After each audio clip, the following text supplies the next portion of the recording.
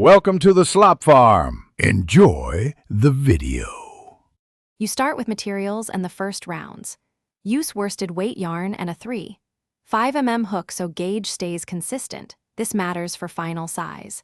Make an adjustable ring, then work 6 single crochet into it and place a stitch marker to mark the first stitch. This keeps your rounds accurate. Once done, increase evenly over several rounds until you have about 18 to 24 stitches, which forms the base of the body. Make sure to check tension as you go to avoid a loose, gap. You continue by building the body and head while shaping as you go. Work even rounds to reach the penguin's height, then begin controlled decreases to round the top. This sculpts form without collapsing the stuffing. Make the head as a separate sphere and join it to the body using a mattress stitch so seams sit neat and invisible.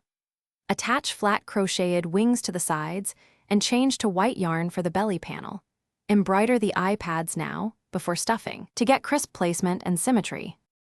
You finish the penguin by stuffing and adding features. Stuff firmly, in small amounts to avoid lumps. Once shaped, finish with invisible decreases and weave ends securely.